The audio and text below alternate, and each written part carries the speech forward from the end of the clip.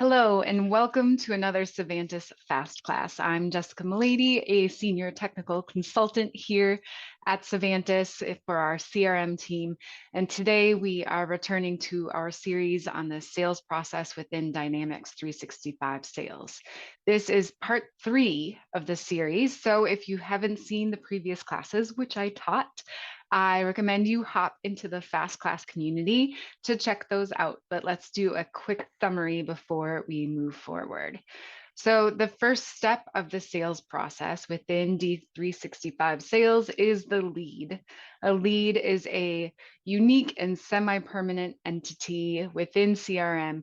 They are potential clients, possible sales. As we know, not all leads work out. And because of their impermanent quality, we want to have them in the system, but not mixed up with our more permanent residents. So the lead entity is a separate holding table for these semi-permanent clients to keep our database clean. Next in the sales process is the opportunity stage, which usually occurs when you nurture a lead to the point when you're feeling more confident that you'll land the sale and you qualify that lead, making it an opportunity. When you qualify a lead, the lead becomes archival and read-only for your reference and transfers important data like the associated account, contact info, and timeline entries to the opportunity.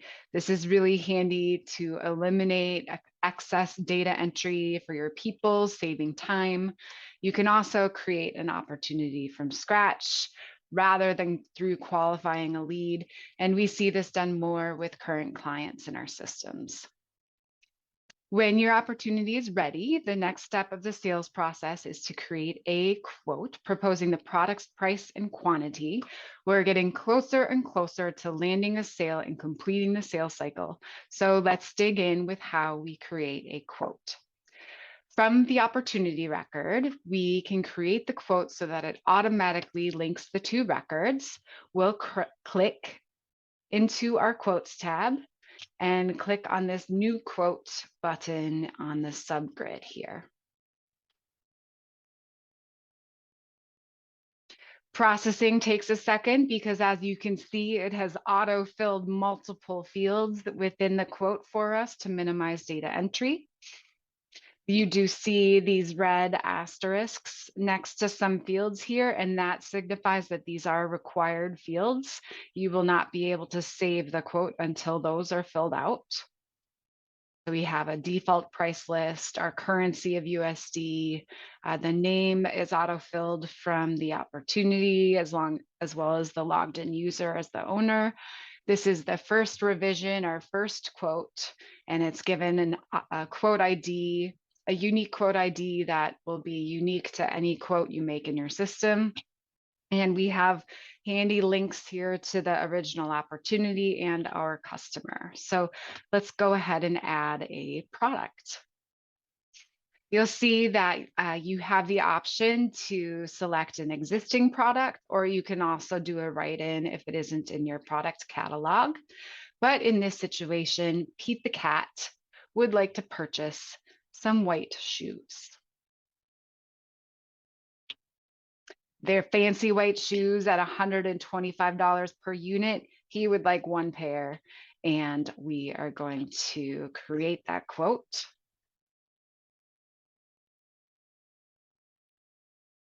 Oh, I'm sorry.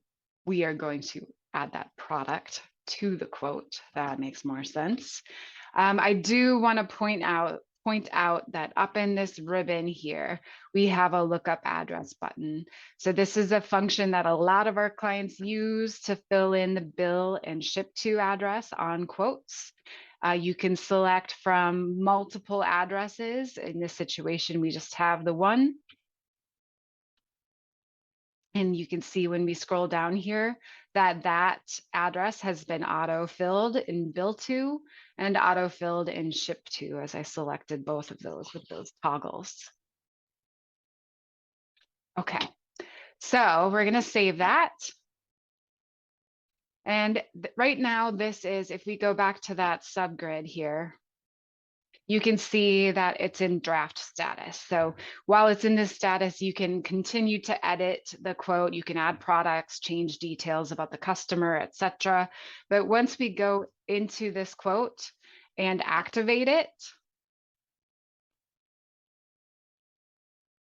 by clicking Activate Quote at the top, you can see now that it is read only and the status is active. So now at this point, I am unable to add new products. I am unable to adjust the tax, etc. This is read only. This is the condition that we want it to be in when we send it to the potential customer. So we don't end up with a different version of the quote on our end and confusion about how much we're paying, how much we're buying, that kind of thing. So at this point, we want to send it to the customer. There are a couple different ways we can get this quote out of our system and into our customer's hands. We can click Run Report. So from here, we are given you can see all the details of the quote from products to customer details. You can see the bill and ship to address. We are given options here as to like what we would like to show on the report, ability to filter some of that information. And we are also given the ability to save it in multiple formats, from Excel to a PDF or a Word document. And then we're able to, print or email that to the client. The other way for us to get that quote into our client's hands is to click Export to PDF.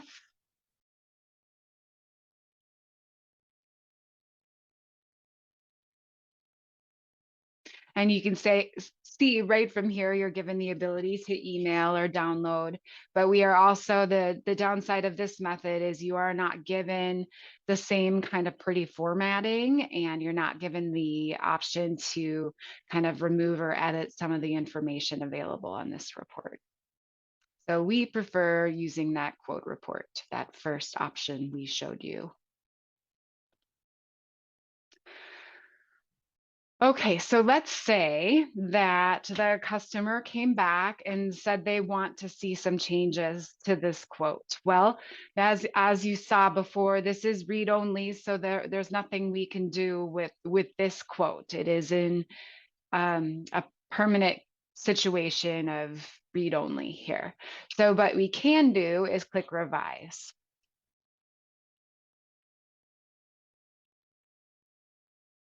So you can see right away that the revision ID has changed. It went from 0 to 1. So we still have the 0. We still have that original quote, which I can show you back at the opportunity level.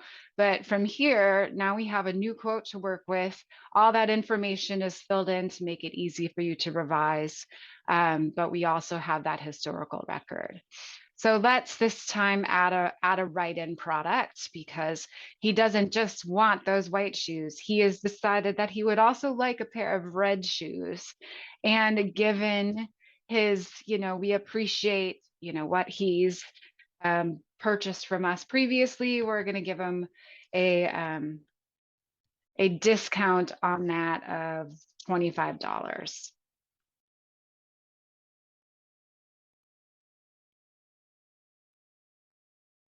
You can see here that that discount has been has kind of flowed to the extended amount, and it's now $100 for those red shoes for a total of $225. Everything else looks good on here from before, so we are going to activate that quote again. We will repeat this process of creating a quote, sending and revising until the client is satisfied and ready to accept. Let's say they like this new quote. So we'll move on to the next step of the sales process, which would be creating an order. Many clients will transition at this point to order fulfillment within their accounting system or their ERP system, like Business Central. In that situation, with our help, we can customize your system to kind of remove that that order entity from your CRM and create a custom button to kind of close these quotes. But otherwise, in order to close a quote as one, there will be an order created automatically from that. So we will click create order and go with kind of the standard out of the box process here in CRM. You can see that that will close this quote as one.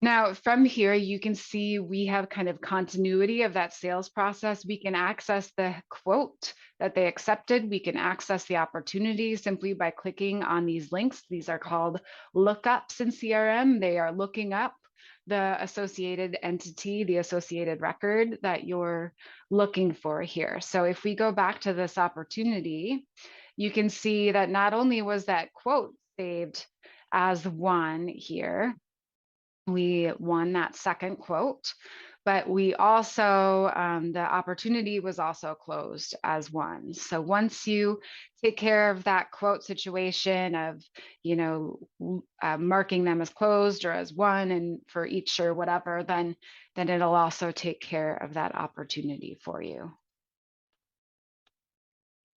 So we're back here at the order. You can see that that information, again, just like we've seen with lead to opportunity, opportunity to quote, and now quote to order, you can see that information has flowed along, reducing the data entry and the chance for mistakes. So it's a really good way to save time for your people. And you can see here as well that there are some required fields and that they, like prices locked, will default to yes, so that you can't change those prices because they were agreed upon at the quote standpoint. So from here, you have a few options at the top, as you can see. You can go ahead and create the invoice and send that to your client and get your payment. You can fulfill the order if there's a shipment situation involved, and you can say that this is a partial or complete fulfillment if you have kind of multiple shipments of things. Or you can cancel the order if there has been a change of heart and the client no longer wants this. You have the same lookup address functionality as you do on the order. And if using current pricing, now we have the option to edit the financial pieces on here. So we could provide a 10% discount if we decided to.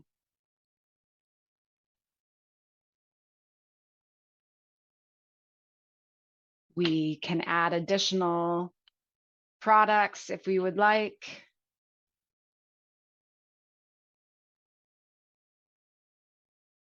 We can change the quantity of shoes. You can see the order is now 315. We can assign any sort of shipping information. A few things to note about orders. They are pretty similar to quotes in that once the quote is closed, you can no longer edit it. So if you just set it as canceled or fulfilled, or you've created an invoice, it does make that read only.